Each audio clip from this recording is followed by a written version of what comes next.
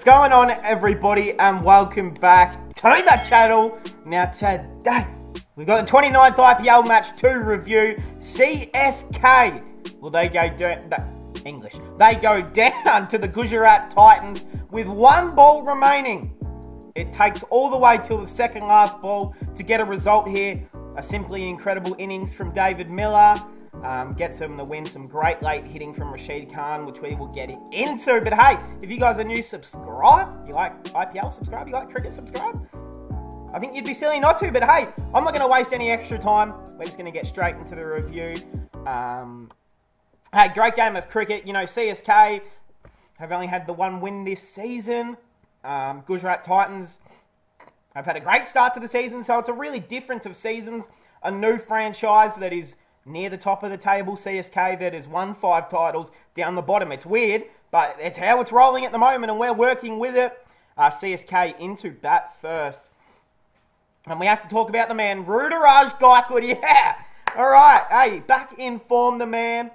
Hey, I didn't want anyone to doubt him. I have been saying this in every review that we have reviewed for CSK so far. Look, it's a bad start for Rudy. It's not the way he would want to start this season. He would be the first person to say that he hasn't been that good so far, but just a big bounce back, 73 off 48, 5 fours, 5 sixes. I believe that is now the largest score that someone has made by themselves against the Gujarat Titans. So he also creates a bit of history. Look, I'm sure the 73 will get broken, but for now, he holds the record of the highest score against the Gujarat Titans, I think.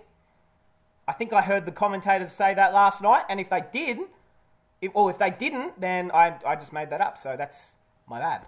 His opening partner, though, oh shit. His opening partner, Robin Udapow, 3 for 10.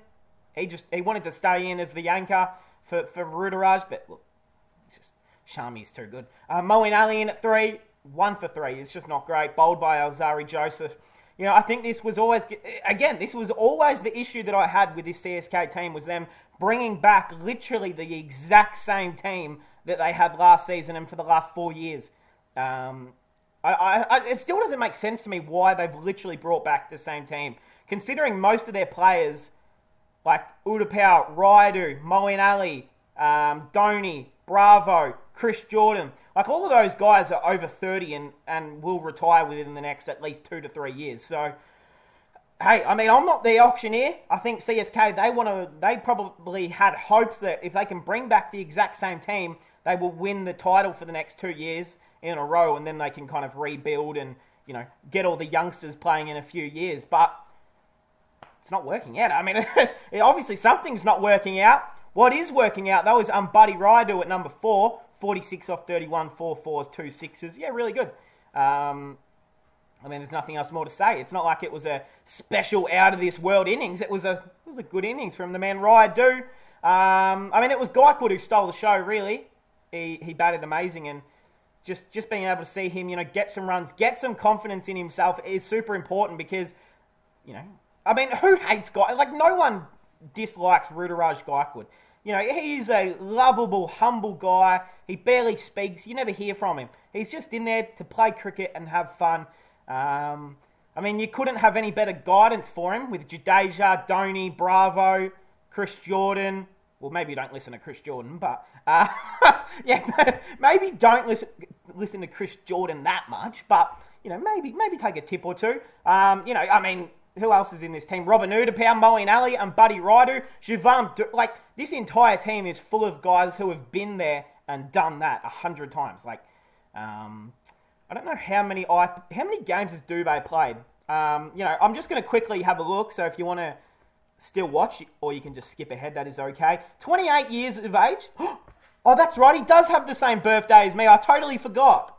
Hey, what a small world. I totally forgot he has the same team as me. Yeah, I forgot. So has he played 13 T20 internationals? That's got me beat. I thought he played like 3. He's only played 30 IPL games? Really? Okay. Where's he from? I just need to see where he's from. Who does he play domestically for? He is from... where's he from? Mumbai? I think it says Mumbai. Look, wherever he's from, it doesn't matter. But I was just curious about his career. I can stop if that annoys people as well, by the way, where I kind of go off track and have a look at the stats and stuff, let me know, because I'll stop doing that. But sometimes, you know, you can't remember every single stat, can you? All right.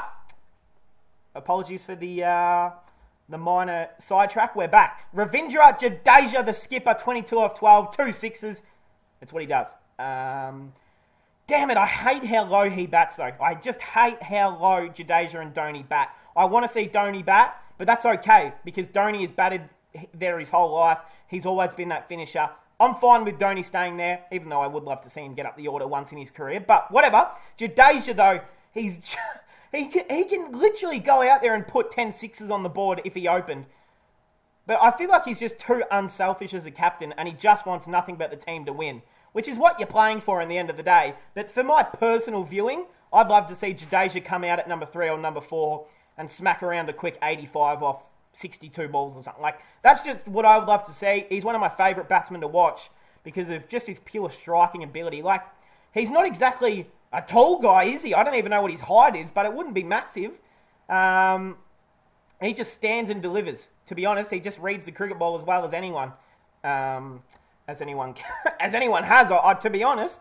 And yeah, not out. Stayed not out. Super important. So, they put 169 on the board into the Titan bowlers. Mohammad Shami, 1 for 20 off 4. Super economical. Really, really good bowling.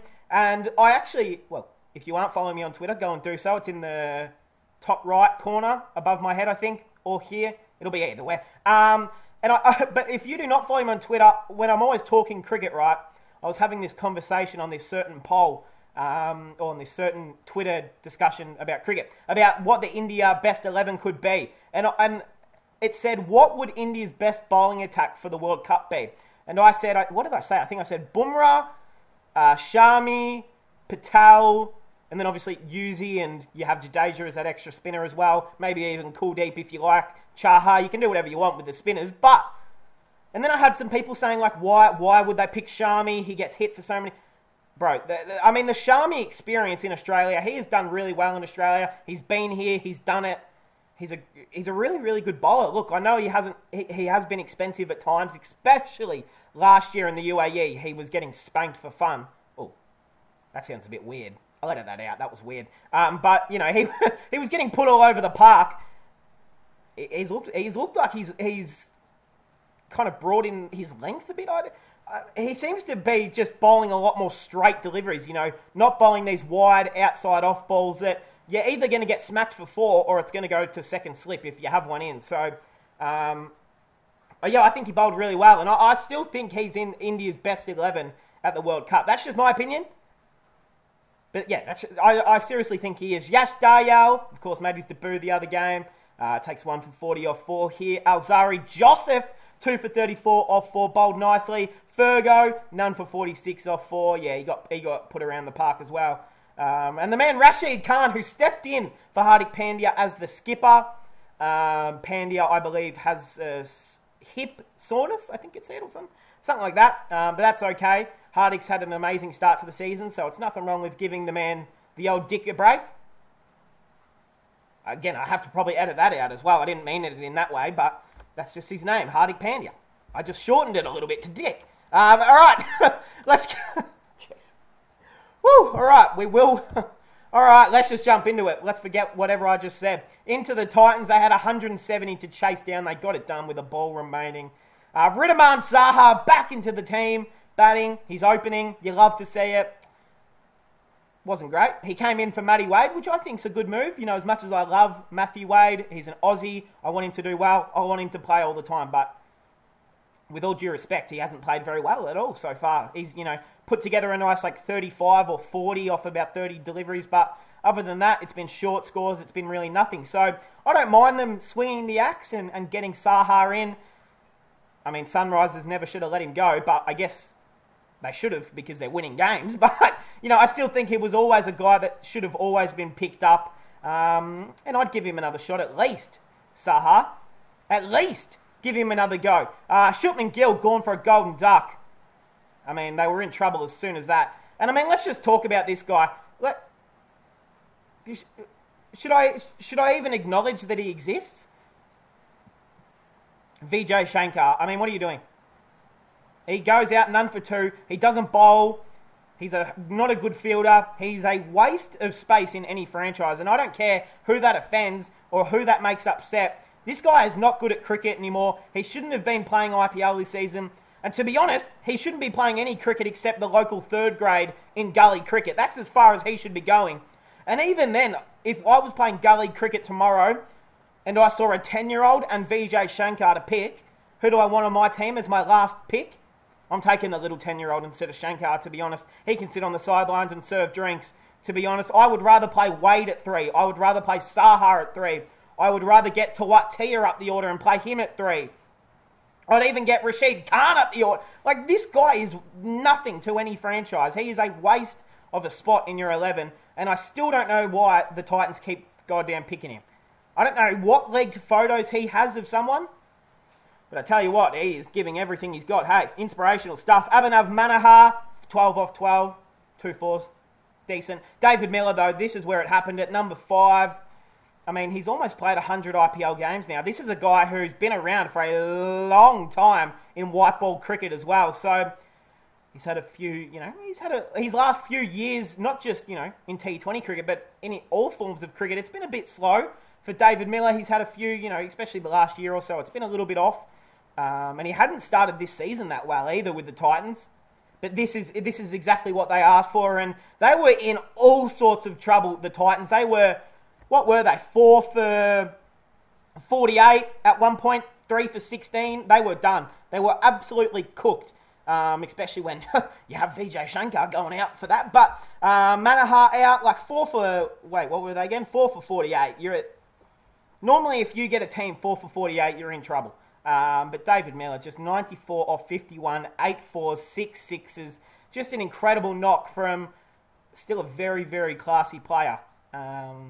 And this might be one of those underrated pickups that maybe not everyone paid attention to at the auction. The Titans picked him up for 2 crore? How much did David Miller get bought for? I don't even know, to be honest. But whatever it was a good pick. And to have someone like him at number 5 is outrageous. I still think I'd get him up the order, but why move him after he did this, hey? Tawatia gone for 6 off 14, and just some even more important runs from Rashid Khan, the skipper. Stood up when it mattered most. 40 off 21, 2 fours, 3 sixes. Just really, really, really good stuff from the man. And this is, again, sometimes he either goes out for 0, trying to hit the first ball to Jupiter, or he ends up making a quick 40 off 20. It's just what he does. And this time it happened to be on the good scale of things. Alzari Joseph out for 0 off 1. Just really good stuff there late from Joseph, and even Ferguson contributed. He ran out into the middle and then ran back into the rooms. Didn't face a ball. You love to see it. All right, into the wickets. CSK, they didn't get wickets when it mattered most. Mukesh Chowdhury, 1 for 18 off 3. Pretty good, actually. Mahesh Theekshana, that is, 2 for 24 off 4. He is impressive. Took 2 early wickets as well, didn't he? Shankar and Manohar. So technically he only took 1 wicket because Shankar is essentially a free wicket. So he took 1 wicket. Nice. He's great. I still don't know a whole lot about this guy, but he's impressive, and that's all there is to it. Chris Jordan, none for 58 off 3.5. Yeah, that's why you don't take tips or bowling tips off Chris Jordan. He's never been a superstar bowler. Well, that's a lie. Yes, he has. He has. I mean, actually, in his time, he was a really good bowler, but not anymore. It's probably time to give up the bowling. 4 overs for him. Jadeja, 1 for 25 off 3. Decent. Moeen Ali, none for 17 off 2. DJ Bravo, 3 for 23 off 4. This is the man, DJ Bravo. He's about 52, and he still takes all these wickets. And we love DJ Bravo over here, so I'm happy for him. Hey, a really, really, really big win here from the Titans. CSK, if they got the win here, they could have really gotten their season back on track and started looking at maybe making the playoffs again. You can probably forget that now because you're sitting 9th, you're 1 and 5. It's a long way back. It's a very long way back into the playoffs. But, you get on a roll in this league and you can win about 5 in a row. And all of a sudden, you're near the top of the table. So you never give up, of course. Speaking of the table, the Titans are first. LSG in second. RCB in third. SRH in fourth. A big surprise to me, but they're playing amazing at the moment. Rajasthan in fifth. Kolkata in sixth. Punjab in seventh. Really upsetting. DC in eighth. CSK in ninth. And of course, the Mumbai 0 and 6 Indians are in 10th. So, look, what can you do, Mumbai fans? You just have to pin all your hopes onto the Wild Brevis and hope he can do something special for the rest of the year. That's probably about it. In the orange cap, we've got Butler, Rahul, Hardik Pandya, Shivam Dubey, and the man Liam Livingston fits himself into that list. The purple cap, we've got the man Natarajan and Chahal equal first with 12.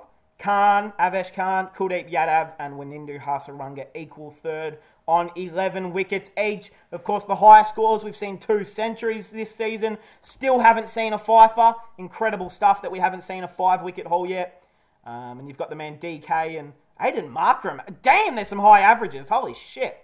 DK, I mean, he just doesn't go out, does he? But, yeah, I don't think there's anything else really to go on. Liam Livingston, most 50s, that's cool. And most economical bowlers, that's no surprise. Well, I guess David Willey is actually. Sixes, yeah, it's fair enough. Fours. Okay, so look, we will review that stuff later on in the season. But we go through the table mostly every video and stuff like that. But hey, that will cap it off. CSK, so close, CSK fans. So close. A David Miller special, Rashid Khan special. A great win, a huge win for the Titans. A massive win.